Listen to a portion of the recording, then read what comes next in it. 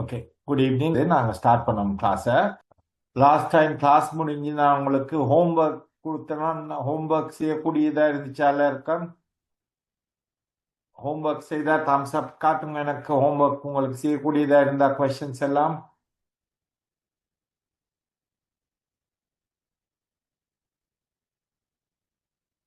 Okay, நான் சொன்ன மாதிரி மேத்ஸுக்கு முக்கியம் ப்ராக்டிஸிங். அதுபடியே நீங்கள் எவ்வளோத்துக்கு எவ்வளோ ப்ராக்டிஸ் பண்ணுறீங்களோ அவ்வளோத்துக்கு உங்களுக்கு லேசாக இருக்கும் மேத்தமெட்டிக்ஸ். கொஸ்டின்ஸை பார்ப்போம். நான் இதில் எல்லா கொஸ்டின்ஸும் செய்ய போறேன்ல. உதாரணங்கள் 2-3 உதாரணங்கள் செய்து பார்ப்போம். ஹோம்ஒர்க் கொடுத்தது.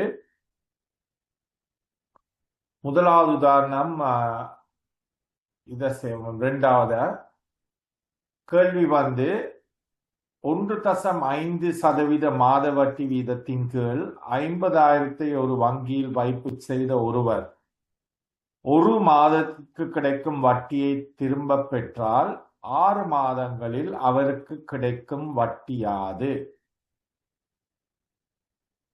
அப்ப அவர் வங்கியில முதலீடு செய்வது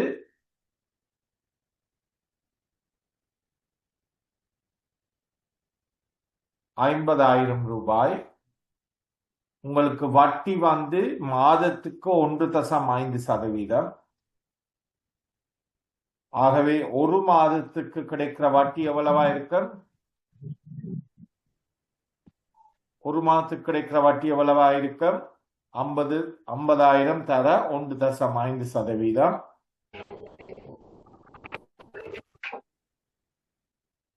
அப்போ 1.5% எவ்வளவு? 50,000த்துல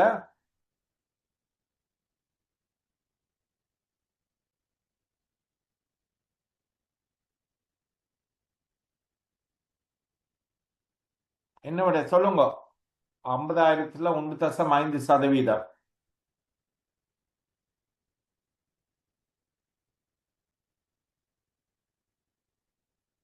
ஹோம்ஒர்க் செய்தாக்க சொல்லுங்க. என்ன விட 1.5% 50,000த்துல சொல்லுங்க. 50,000த்துல 1.5% எவ்வளவு?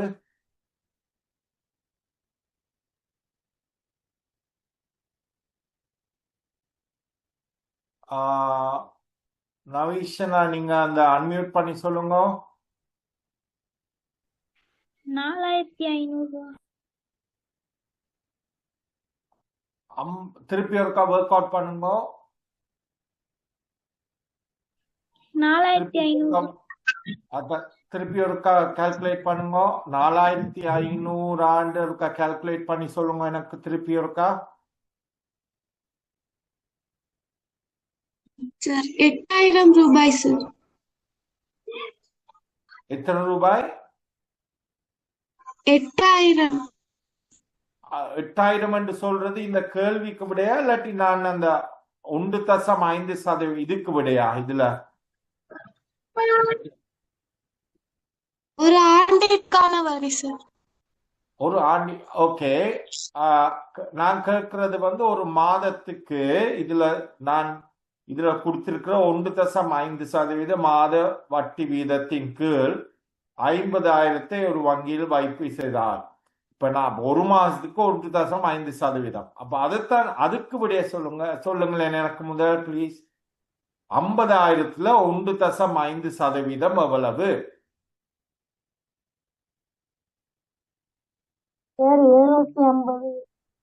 750 ரூபாய். 750 ரூபாய். ஆகவே ஒரு மாசத்துக்கு உங்களுக்கு கிடைக்கிற வட்டி 750 ரூபாய்.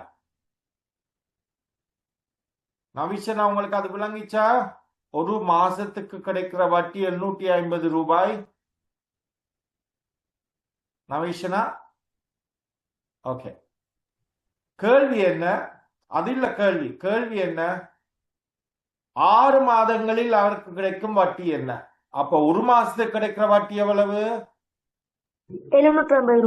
750. ஆகவே 6 மாசத்துக்கு கிடைக்கிற வட்டி 750 தர 6 எவ்வளவு? 4,500. 4,500 ரூபாய். ஓகே, ஓகே, அது முதலாவது கேள்வி. ரெண்டாவது, இப்ப இன்னொரு உதாரணத்தை பார்ப்போம். நான்காவது, 500 கடனாக பெற்ற ஒருவர் ஓராண்டிற்கு பின்னர் 560 செலுத்தி கடலிலிருந்து விடுபட்டால் கடனிற்காக அறவிடப்பட்டுள்ள ஆண்டு வட்டி வீதத்தை காண்க.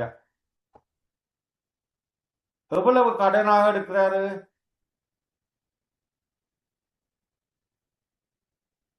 500 ரூபாய். 500 ரூபாயை கடனாக பெற்ற ஒருவர் ஒரு ஆண்டிற்கு பிறகு எவ்வளவு எல்லாம கட்டுறாரு கடனில் இருந்து விடுபடுறதுக்கு? 500. ஆகவே அது ஒரு வருடத்துல அவர் கட்டுறார். ஆகவே அந்த ஒரு வருடத்திற்கு அவர் வேண்டிய கடனுக்கு எவ்வளவு ரூபாய் வட்டியாக கட்டியுள்ளார்? 60 ரூபாய். 60 ரூபாய். 560 ரூபாய் எல்லாம கட்டினது 500 ரூபாய் கடன் வாங்கி. ஆகவே அவர் கட்டிய வட்டி எவ்வளவு? 60 ரூபாய். விளங்கிச்சா இது? ஓகே, 60 ரூபாய் வட்டி ஒரு வருடத்துக்கு கட்டியிருக்கிறார். ஆகவே அவர் கட்டிய வட்டி வீதம் எவ்வளவு? 60 ரூபாய். எவ்வளவு கடனுக்கு கட்டினவர் 60 ரூபாய் ஒரு வருடத்துக்கு?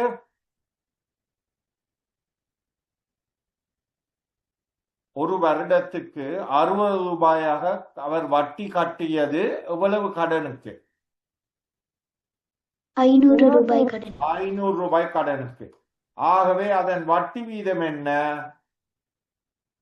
அதை 100ஆல பெருக்கணும்னா அவ்வளவு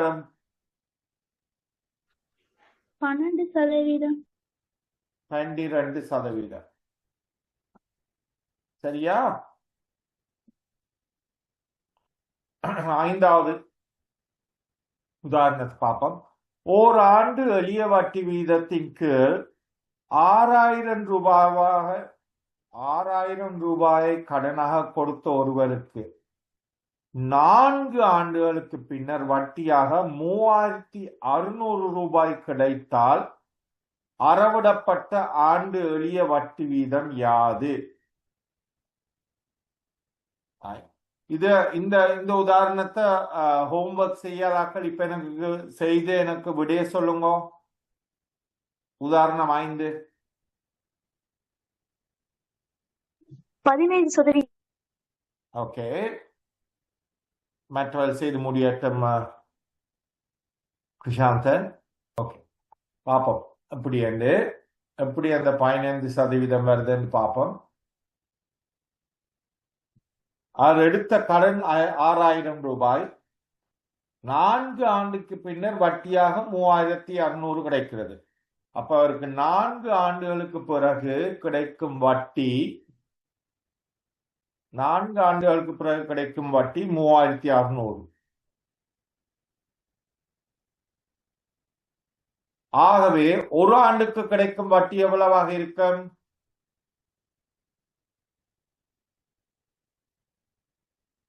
ஒரு ஆண்டிற்கு கிடைக்கும் வட்டி எவ்வளவாக இருக்கும்? 3600 4 வருடம். ஆகவே ஒரு வருடத்துக்கு எவ்வளவு கிடைக்கும்? 900 ரூபாய். 900 ரூபாய் ஒரு வருடத்துக்கு கிடைத்தால் அதன் வட்டி வீதம் எவ்வளவு? கடனாக வேண்டியது 6000. 900 ரூபாய் வட்டி ஒரு வருடத்துக்கு. ஆகவே ஒரு வருடத்துக்கான வட்டி வீதம் 15%. விளங்கிச்சா இது? ஓகே, 9வது உதாரணத்தை செய்யுங்க. கேள்வி 12% ஆண்டு எளிய வட்டி வீதத்திற்கு ரூபாய் 1500 கடனாக பெற்ற ஒருவர் எவ்வளவு காலத்தின் பின்னர் வட்டியாக 540 செலுத்த நேரிடும்? அப்ப அதற்கு முதலாக நாங்கள் காண வேண்டிய விடை 12% படி ஒரு ஆண்டிற்கு எவ்வளவு வட்டி அவர் கட்டுவார்? ஒரு ஆண்டிற்கு கட்டுற வட்டி 12% தர 1500. அது எவ்வளவு ஒரு ஆண்டிற்கு கட்டுற வட்டி? எவ்வளவு அது? 180 ரூபாய். அப்போ ஒரு வருடத்துக்கு கட்டுற வட்டி 180 ரூபாய். கேள்வி அவர் 540 ரூபாயை மொத்த வட்டியாக செலுத்த நேரிட்டால் எவ்வளவு காலத்தின் பின்னர் அவ்வட்டியை அவர் கட்டியிருப்பார்? ஒரு வருடத்துக்கு நீங்க கட்டிய வட்டி 180, எல்லாமாக அவர் கட்டிய வட்டி 540. ஆகவே எவ்வளவு காலத்துக்கு பின்னர் அவர் 540 கட்டியிருப்பார்? 540 கீழ் ஒரு வருடத்துக்கு கட்டிய வட்டி 180, 3 வருடங்கள். விளங்கிச்சாது? அது விளங்கியிருந்தா டக்க இந்த 11வது உதாரணத்தை செய்து காட்டுங்க. கேள்வியை வடிவா ஒழுங்கா வாசிச்சு செய்யுங்க. 8 நிமிஷம் 5 வருடங்கள் 5 வருடங்கள். ஓகே, தனுஷி கண்டுபிடிச்சிட்டீங்களா விடைய? ஓ சார். என்ன விட தனுஷி? 5 வருடங்கள் சார். 5 வருடங்கள். ஓகே, இப்ப இதுல கேள்வி 6018% ஆண்டு எளிய வட்டி கடனாக பெற்ற ஒருவர் எவ்வளவு காலத்தின் பின் 9240 செலுத்தி கடலில் இருந்து விடுபடுவார்? அப்ப எல்லாமே அவர் கற்ற தொகை 9240. அவர் வாங்கிய கடனின் தொகை 6000. ஆகவே அவர் மொத்தமாக செலுத்திய வட்டி எவ்வளவு? மொத்தமாக செலுத்திய வட்டி 9240 இருந்து அவர் வாங்கிய கடன் 6000 கழித்தால் அவர் கட்டிய வட்டி எவ்வளவு தெரியும். அவர் கட்டிய வட்டி 3240 ரூபாய். 3240 ரூபாய் வட்டி அவர் கட்டியிருக்கிறாரு மொத்தமாக.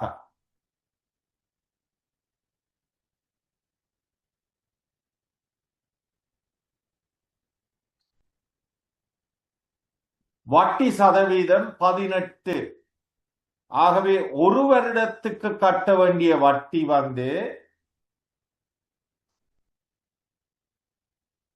6000 ரூபாய் தர 18%, அதாவது 18 கீழ் 100. ஆகவே ஒரு வருடத்துக்கு கட்டிய வட்டி எவ்வளவு?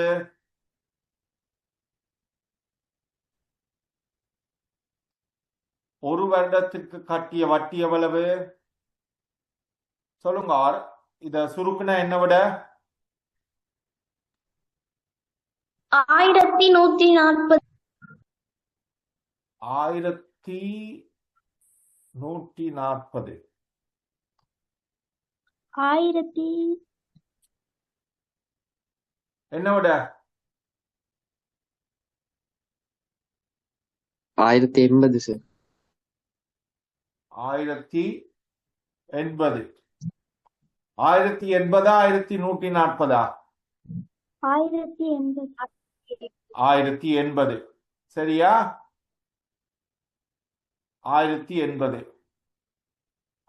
1080 ஒரு வருடத்துக்கு கட்டிய வட்டி. ஆகவே எல்லாமாக அவர் கட்டிய வட்டி 3240. எவ்வளவு வருடங்களின் பின் அவர் 3240 கட்டியிருப்பார்? மொத்தமாக கட்டிய வட்டியை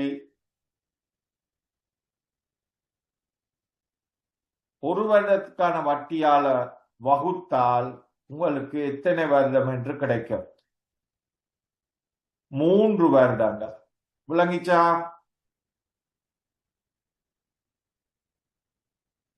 ஓகே. இந்த உதாரணம் 13 செய்யுங்க. சார் 6500. 6500. இப்ப 13வது உதாரணம் 5% மாத எளி, இந்த முறை மாத வட்டி, மாத எளிய வட்டியை கொடுப்பதன் பேரில் ஒருவர் ரூபாய் 5000 கடனாக பெற்றார். 6 மாதங்களுக்கு பின்னர் கடனிலிருந்து விடுபடுவதற்கு செலுத்த வேண்டிய மொத்த பணம் யாது? அப்போ 1 மாத வட்டி எவ்வளவு? 5%. எவ்வளவு காலத்துக்கு பின்னர் கடனிலிருந்து விடுபடுவதற்கு அவர் எடுத்த காலம் 6 மாதங்கள். ஆகவே முதலாவது நாங்கள் கண்டுபிடிக்க வேண்டியது 1 மாத வட்டி எவ்வளவு?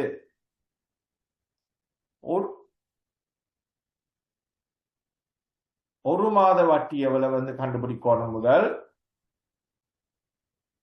5% தர 5000 ரூபாய்.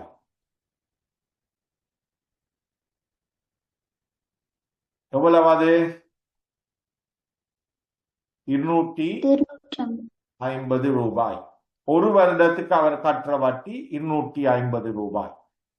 6 மாதங்கள்ல அவர் முழுதையும் கட்டுறாருன்னா அவருக்கு 6 மாதங்களுக்கு கற்ற வட்டி 250 தர 6 1500 ரூபாய். அப்ப கடனிலிருந்து முழுதாக விடுபடுவதற்கு அவர் கட்டிய மொத்த தொகை, அவர் வாங்கிய கடன் 5000 ரூபாய், சக செலுத்த வேண்டிய வட்டி 1500 ரூபாய், எல்லாமாக 6500 ரூபாய். இது விளங்கிச்சா? இதெல்லாம் விளங்கிச்சா உதாரணம் 15 செய்யுங்க. இப்ப 2500. 2500 ரூபாய். மெட்டலும் செய்ய முடியட்டும். கண்டுபிடிச்சிட்டீங்களா? மற்றவர் கிருஷாந்தன் உங்களோட விட என்ன?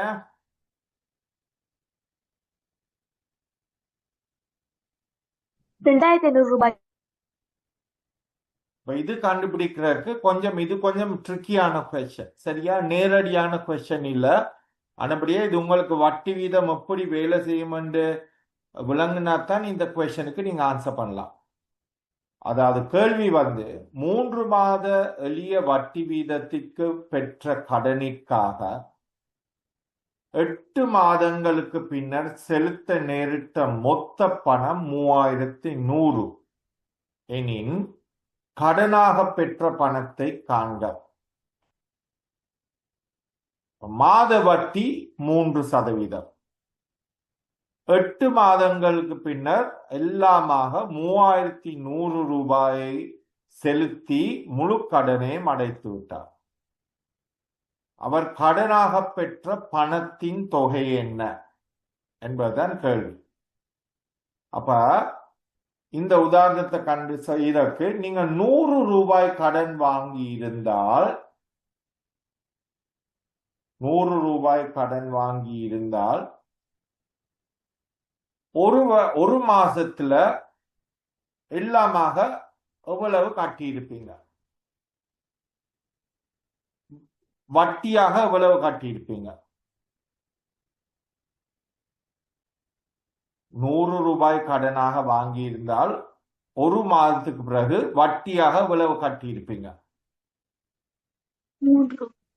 3 ரூபாய். விளங்கிச்சாது எல்லாருக்கும்? 3 ரூபாய் கட்டியிருப்பீங்க. 8 மாசத்துக்கு பிறகு எவ்வளவு கட்டியிருப்பீங்க வட்டியாக? கேள்வி 8 மாசத்துக்கு பிறகு. ஒரு மாதத்துக்கு 3 ரூபாய் வட்டி காட்டி இருந்தா நீங்க 8 மாசத்துக்கு எவ்வளவு வட்டி காட்டி இருப்பீங்க? ஒரு மாதத்துக்கு 3, 8 மாசத்துக்கு 8 மாசத்துக்கு எவ்வளவு கட்டியிருப்பீங்க சொல்லுங்க. ஒரு மாதத்துக்கு 3 ரூபாய்ண்டா 8 மாசத்துக்கு நீங்க எவ்வளவு வட்டி காட்டியிருப்பீங்க? 24 24 ரூபாய். 3 தர 8 மாதம் 24 ரூபாய். ஆகவே இதை நாங்க இன்னொரு விதத்தில் எழுதினோம்னா 100 ரூபாயை நீங்க கடனாக வாங்கி இருந்தால் 8 மாதத்துக்கு பிறகு நீங்க எல்லாமாக கடனை தீர்க்கிறதுக்கு 124 ரூபாய் கட்டி இருப்பீங்க. அது விளங்கிச்சா? 100 ரூபாய் கடனாக வாங்கி இருந்தால் 8 மாதத்துக்கு பிறகு கடனாக வேண்டிய தொகையும் வட்டியையும் சேர்த்து எல்லாமாக 124 ரூபாய் கட்டியிருப்பீங்க இல்லையா? அப்ப இதை நாங்க இன்னொரு விதத்துல எழுதினோம்டா 124 ரூபாயை நீங்க முழுதாக கட்டுறேன்டா அதற்கு வாங்கிய கடன் எவ்வளவு? 124 ரூபாயை நீங்க 8 மாதத்துக்கு பிறகு முழுதாக கட்டுறதாக இருந்தால் அதற்கு வாங்கிய கடன் எவ்வளவாக இருக்கும்? 8 மாதத்துக்கு பிறகு 124 ரூபாயை நீங்க முழுதாக கட்டுறீங்கண்டா அதற்கு வாங்கிய கடன் தொகை எவ்வளவாக இருக்கும்? 100 ரூபாய் 100 ரூபாய்.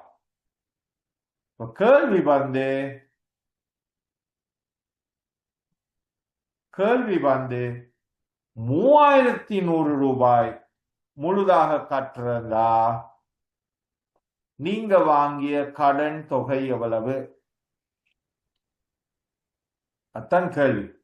3000க்கு 100/124 தர 3100 ரூபாய் எவ்வளவு விடை? அதை சுருக்கினீங்கன்னா உங்களுக்கு கிடைக்கிற விட 2500. சரியா? ஓகே, கடைசி உதாரணத்தை செய்யுங்க பாப்பா. நான் இந்த உதாரணத்தை அதுல ஒரு கேள்வி மிஸ் பண்ணுதுன்னு நினைக்கிறேன். இதுல நான் இந்த கேள்வியை மாடிஃபை பண்ணிட்டு உங்களுக்கு அனுப்பி விடுறேன் பேருந்து. சரியா? நாங்க இப்போதைக்கு கிளாஸ் முடிப்போம். இன்னைக்கு நாங்க அடுத்த கிளாஸ்ல சமன்பாடுகள் ஸ்டார்ட் பண்ணுவோம். உங்களுக்கு இந்த வட்டி வீதத்துல ஏதாவது கேள்வி இருக்கா? எனக்கு இப்போ ஒன்னும் டைப் பண்ண இல்லாத இந்த ஒர்க் பண்ணது இல்லை இந்த மவுஸ். வட்டி வீதத்துல உங்களுக்கு ஏதாவது கேள்வி இருக்கா? இல்ல. Very good. ஓகே, அப்ப அடுத்த கிளாஸ் நாங்க சமன்பாடுகள்ல ஸ்டார்ட் பண்ணோம். சரியா? அப்ப நீங்க ஸ்கூல்ல படிச்சிருந்தீங்கன்னா சமன்பாடுகள் அதை ரிவைஸ் பண்ணிட்டு வாங்க. Okay, alright. Sir. Okay, thanks.